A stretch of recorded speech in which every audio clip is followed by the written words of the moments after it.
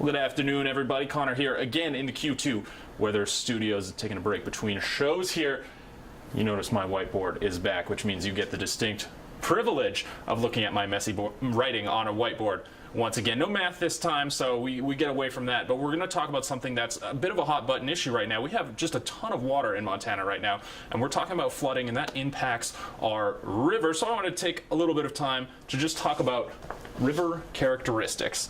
So what happens when we add all this water to a system? Well, rivers are dynamic systems. They are active, which means they're always changing and growing and reacting to the stresses that are put on them.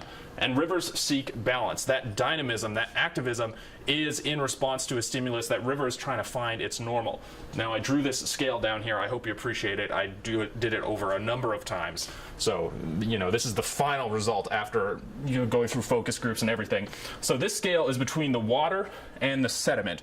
Rivers carry sediment as they flow, and they want to be in a balance between how much water they're carrying and their sediment load. So if we add a lot of water, this influx of water can alter that balance, and that river's going to strive to pick up more sediment to balance itself out. So a rapid influx of water can alter that balance, and the river is going to start eroding more to seek that balance, to seek its center or its equilibrium. So we're talking about erosion. This is a makeshift river basin. The flow is coming from the top of the whiteboard to the bottom around these curves.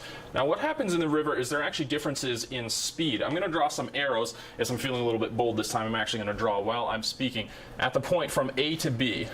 I'm going to draw a short arrow there, a longer arrow in the middle, and the longest arrow around the outside of the edge. We can think of these arrows as representing speed.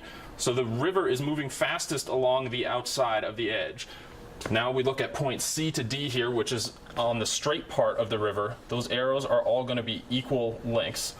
It evens itself out, and erosion is minimal. When we go to E to F, we're bending the other way. That fastest speed, the longest arrow, is again going to be on the outside, shorter in the middle, and shortest on the inside edge. We take a look at the cross sections. This is from point A to B over here. That river basin actually has a shape, and this shaded area is the fastest flowing area.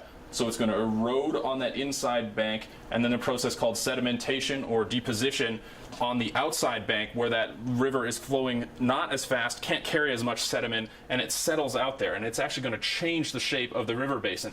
At C to D, we notice no erosion or sedimentation, although those process happens on small scales there as well, and the fastest portion of the river is right in the middle. E to F, on the other side of the river, that fastest portion is again at the edge, the outside edge, where we have erosion, and then sedimentation on the inside edge.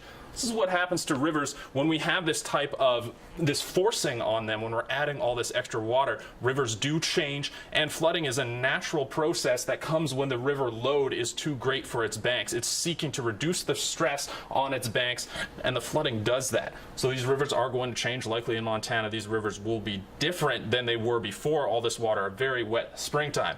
And now to wrap it up for us, if you want to sound smart, you want to take this and run with it, I've written at the bottom here that the name for this process is fluvial geomorphology. I had to look that up, I promise. I didn't just know that offhand. So if you want to take that one with you for the road, that's what we're calling river altering processes interacting with land, that water and land interaction. Fluvial geomorphology.